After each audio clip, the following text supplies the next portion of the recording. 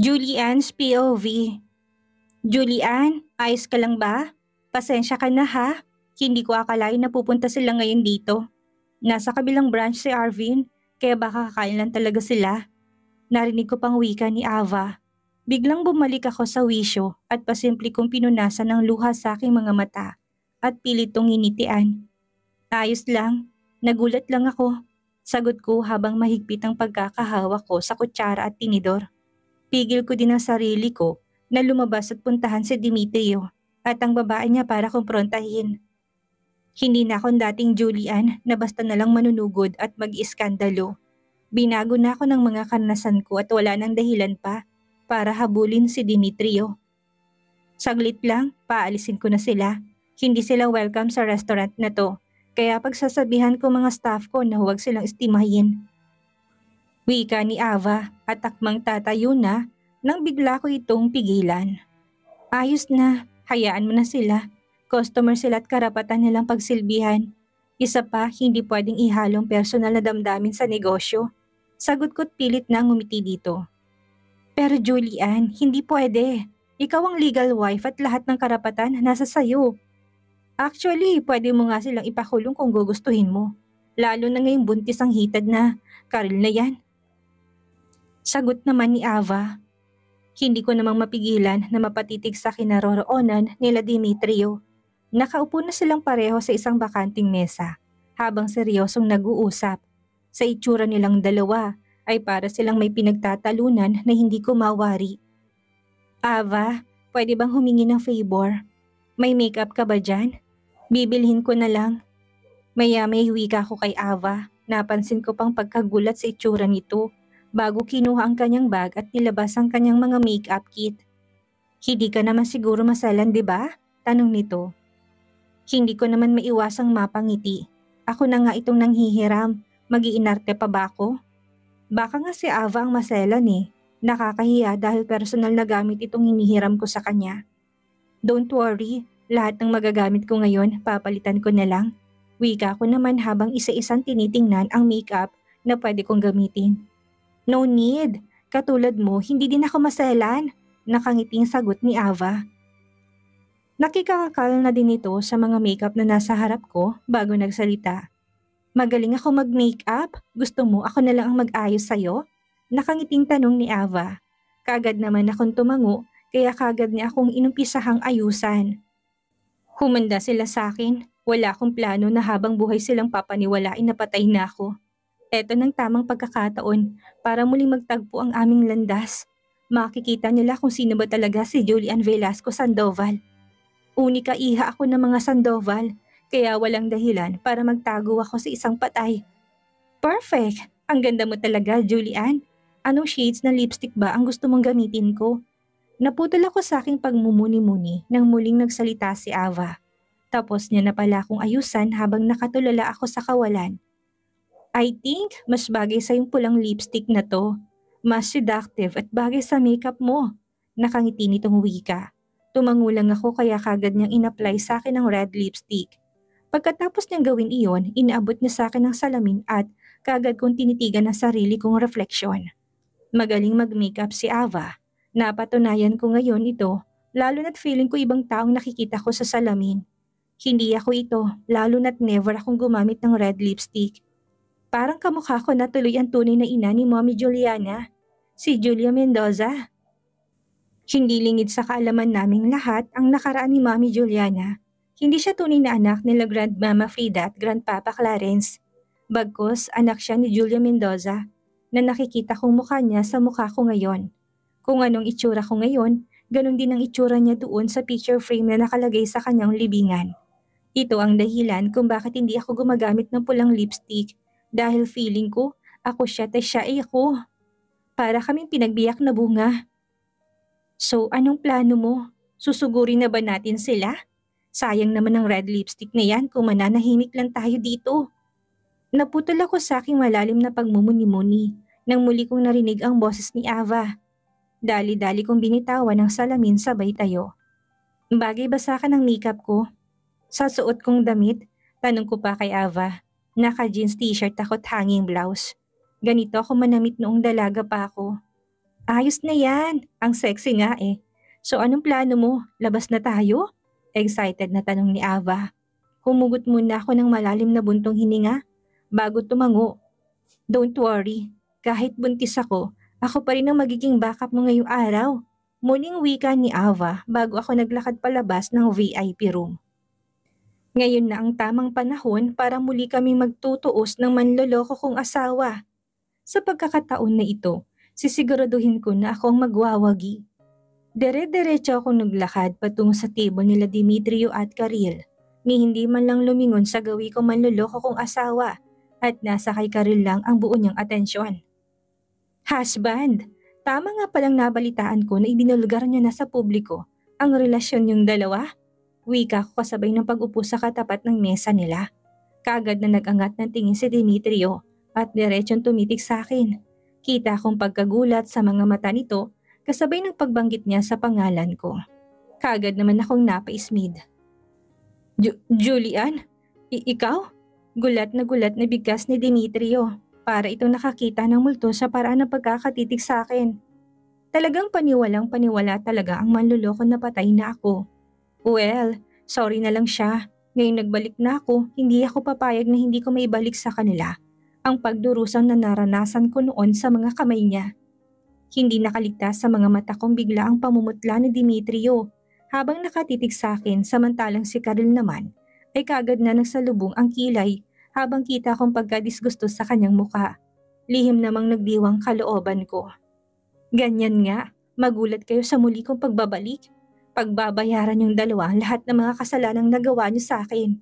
Hindi ako papayag na ganun-ganun na lang at basta na lang mananahimik sa isang tabi at hayaan na maging masaya ang pagsasama nilang dalawa.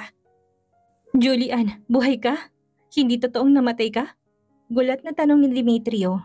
Sa gulat nito, napatayo pa ito at naglakad palapit sa akin na hindi inaalis ang pagkakatitig sa aking mukha. Muli akong tumayo at matalim itong tinitigan. Disappointed? Tanong ko sa kanya sabay taas ng aking kilay. Hindi nakaligtas sa paningin ko bigla ang pamumula ng mga mata nito at ang bigla ang pagtaas ng kanyang kamay. Sabay haplos sa aking pisngi pero kagad ko yung tinabig. Don't touch me with your dirty hands. Nalilisik ang mga matang wika ko sa kanya. Hindi to makapaniwalang napatitig sa akin. Bakit? Bakit mo ko niloko? Bakit mo pinalabas na wala ka na? Tanong nito ni nakagad ko namang kinaismid. Naglakad ako ng ilang distansya sa kanya bago ito sinagot. Wala lang, trip ko lang. Besides, hindi mo masasabing panlulokong ginawa ko sa'yo. Talagang namatay ako, Demetrio. Pinatay mo ko sa panlulokong ginawa mo sa akin. Galit kong sumbat sa kanya. Pigil kong sarili ko na maiyak sa harap nito. Hindi ko nahahayaan pang umiyak sa harap niya at magmukhang kaawa-awa. Hindi na akong dating Julian na mahina. Kahit ano pang sabihin mo, niloko mo ko, Julian. Pinaniwala mo ko na wala ka na't alam mo bang halos ikamatay ko yun?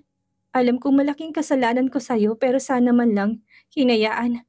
Naputo lang sasabihin nito nang bigla ako nagsalita. Oh come on, Demetrio. Ang kapal na mukha mo para sabihin sa akin na niloko kita? Baka nakalimutan mong nasa harap na nating dalawa ang ebidensya ng panloloko mo sa kasal natin. Ayan oh, buntis na nga 'di ba? Galit kong bigkas sa kanya sabay duro kay Karil. Kaagad namang natigilan si Demetrio at napasulyap kay Karil na noon ay kaagad nang napatayo habang galit na nakatitig sa akin. Hindi ka niloko ni Demetrio. Ako ang una niyang minahal kaya wala akong inagaw sa'yo. Galit na bigkas nito. Ang kapal ng mukha para sumabat sa pag-uusap naming dalawa. Ganito na ba katapang ang mga kabit sa panahon ngayon? Oh really? Ikaw ang minahal? Well, bakit hindi ka pinakasalan? Taas noo kong tanong sa kanya habang pigil kong sarili ko na sugurin to at sabunutan. Kating-kating na talagang palad ko nasaktan ito pero hindi ko gagawin. Lalo na't nakapukaw na kami ng atensyon ng ibang mga customers. Marami ng mga nakikiasyoso na gustong-gusto ko naman. Tingnan lang namin kung sinong mas mapapahiya sa amin tatlo. Julian, please, wag dito. Mag-usap tayo ng tayong dalawa lang. Magpapaliwanag ako. Si Demetrio ang sumagot. Akmang hawakan ako nito, pero kagad ko tong tinabig ang kanyang kamay. Bakit? Eto na nga oh. Magkaharap na tayong tatlo na hindi ko kayang gawin noon. Bakit pa tayo hahanap ng ibang lugar? Gayong pwede namang dito tayo mag-usap-usap, di ba? Nangiinis kong tanong.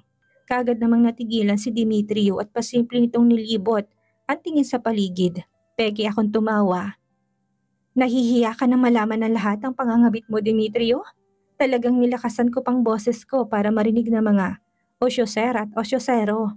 Effective naman dahil lalong nakuha namin ang atensyon ng mga marites sa paligid.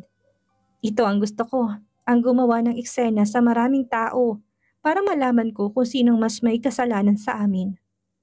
Julian, hindi kita niloko. Not here. Sumama ka sa akin, mag-usap tayo. Yung tayo lang. Magpapaliwanag ako. Sagot ni Demetrio at akmang hawakan ulit ako nito. Pero kaagad nang umangat ang isa kong kamay.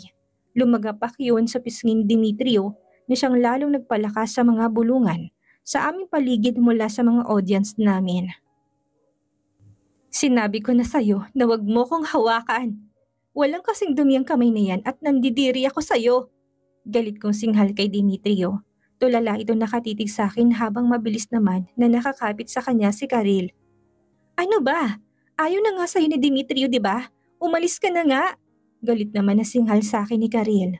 Kaagad ko naman tong pinaningkitan ng aking mga mata, sabay titig sa kamay nito na mahigpit nang nakahawak sa braso ni Demetrio. Yes, tanggap ko na ayaw ni Demetrio sa akin. Ang ayaw ko na din naman sa kanya. Sa'yo na siya hanggat gusto mo at kung pwede, itago mo siya sa ilalim ng kipay mo para hindi maagaw ng iba. Nang iinsulto kong sagot kay Karil na kagad na ikinagalit nito. Akmang sasampalin ako nito. Pero maagap kong nahawakan ang kanyang kamay kasabay ng pagpilipit na siyang dahilan ng malakas na pagsigaw ni Karil. Todo rescue naman si Demetrio at ito na mismong humawak sa kamay ko para mabitawan ko si Karil. Pero hindi ako nagpatinag. Sinipa ko si Demetrio. Diretso sa kanyang pagkalalakit kagad tong napaupo sa sahig habang namimilipit sa sakit. Hindi pa pinanganak ang taong pwedeng manampal sa akin, Karil. Kabit ka ng asawa ko, kaya wala kang karapatang idahapo sa maganda kong pisngi ang marumi mong palad. Nanlilisik kong wika kay Karil. Sabay bitaw sa kanyang kamay at sinampal ito. Tulala itong napatitig sa akin habang tuloy-tuloy ang pag-agos ng luha sa kanyang mga mata. Taas noo ko naman tinitigan si Demetrio na noon na hindi pa rin nakakabawi sa ginawa kong pagsipa sa kanya. Kung gusto mo ng tahimik na buhay, mag-file ka na ng divorce. Huling wika ako kay Demetrio bago ako nagmamadaling nagmarcha pabalik ng VIP room. Pagkapasok ko sa loob ng VIP room, hapong-hapo akong napaupo. Kinuha kong isang baso ng tubig at kaagad na nilagok. Ramdam kong lakas ng kabog ng dibdib ko.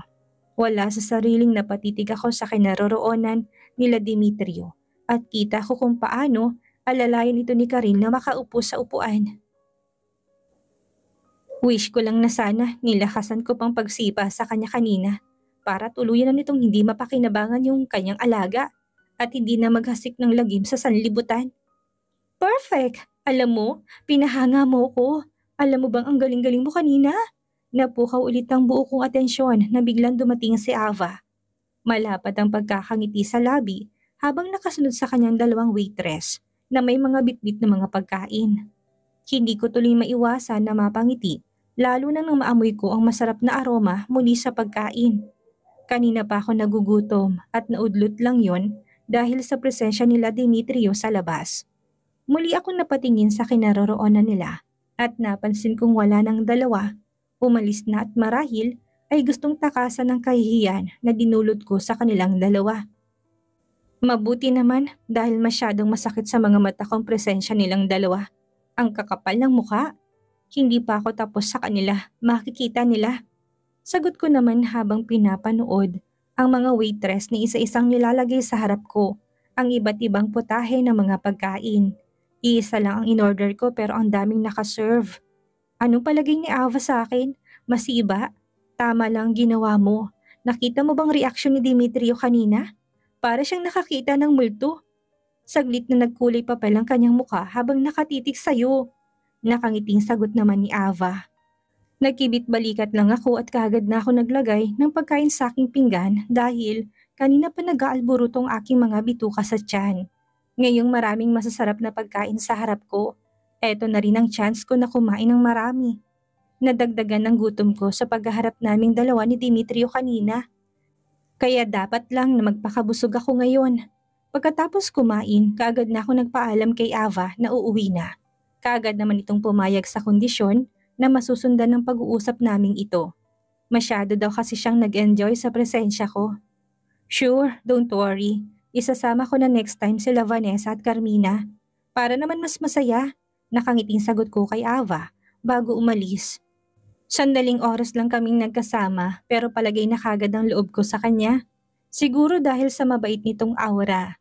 Kasalukuyan ako naglalakad patungong parking nang maramdaman ko na may humawak sa braso ko. Dali-dali ako napalingon at halos magdikit ang kilay ko na mapagtanto ko na si Dimitri yung nasa harap ko. Ano pa bang kailangan mo? Bitawan mo nga ako. Paangin na wika ko sa kanya sabay hila ko sa sarili kong braso. Feeling ko nagkapasa ako sa bahaging yun dahil sa mahigpit na pagkakahawak niya sa akin kanina. Mag-usap tayo. Hindi pwedeng hindi tayo mag-uusap. Sagot naman ni Dimitrio sa akin at takmang hahawakan ulit ako nito. Pero kaagad ko nang tinabig ang kanyang kamay. Ano pa bang gusto mong pag-usapan natin? Kung tungkol sa divorce, mag-file ka na't ipapadala ko sa bahay at pipirmahan ko kaagad.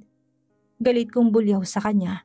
Natigilan ito habang hindi inaalis ang pagkakatitig sa akin. May nababasa akong kakaibang damdamin sa kanyang mga mata, pero ayaw ko nang bigyan ng kahulugan. Masyado nang masakit ang mga nangyari at ayaw ko nang balikan yon.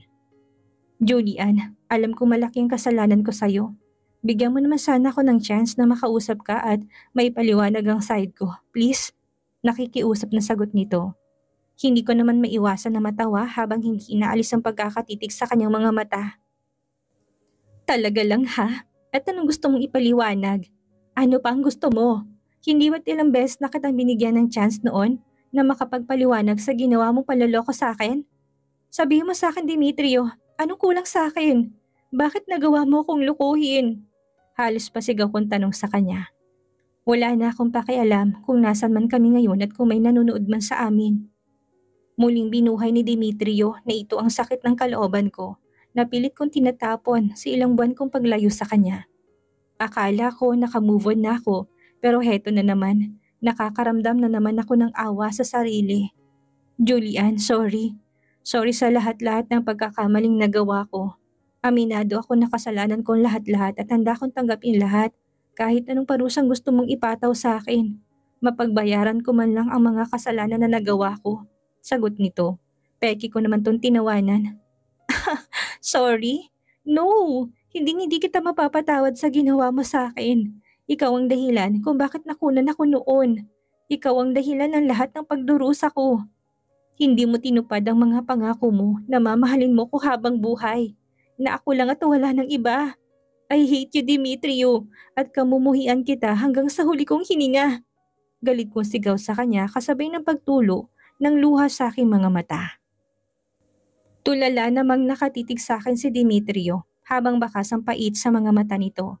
Kaagad kong pinunasan ng luha sa aking mga mata at galit na nagsalita. Masyado ka nang nakakaistorbo sa akin.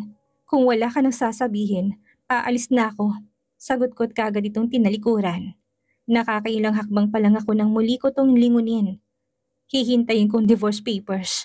Huwag mo nang hintayin na ako mag-file noon dahil sisiguraduhin kong hindi lang pangalan mong makakaladkad sa iskandalong ito. Nagbabanta akong wika sa kanya at mabilis na tinahak ang parking space kung saan nakapark ang aking kotse. Pagkapasok ko sa loob ng aking kotse, saka ko ibinuhos ang lahat ng sama ng loob na nararamdaman ng puso ko. Hindi ko akalain na hanggang ngayon masakit pa rin pala. Bakit bang hirap niyang kalimutan? Bakit ba sa kabila ng mga panlolokong ginawa niya sa akin? Bakit siya pa rin ang sinisigaw ng puso ko? I hate you, Dimitrio! Dapat na nakamuhian kita. Hindi ka kaibig-ibig dahil manloloko ka. Galit kong sigaw sa loob ng kotse habang patuloy sa pagtulong luha sa aking mga mata. Hinampas-hampas ko pa ng sarili kong palad ang aking dibdib dahil pakaramdam ko nahihirapan na akong huminga dahil sa matinding sakit na nararamdaman. Akala ko matatag na ako. Akala ko matapang na ako. Pero bakit ganito? Bakit ang sakit-sakit pa rin? Ipinikit kong aking mga mata habang inaalalang paghihirap ko noong mga unang araw na dinala ako nila mama sa farm. Halos mabaliw ako noon. Ilang beses ba ako nagtangkang magpakamatay?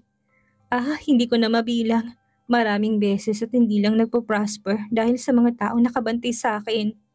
Pero kung hindi lang siguro kami mayaman, kung wala lang sana kaming pera, baka inuud ng katawan ko sa ilalim ng lupa. Gumaling lang ako dahil sa psychiatrist na nag-alaga sa akin.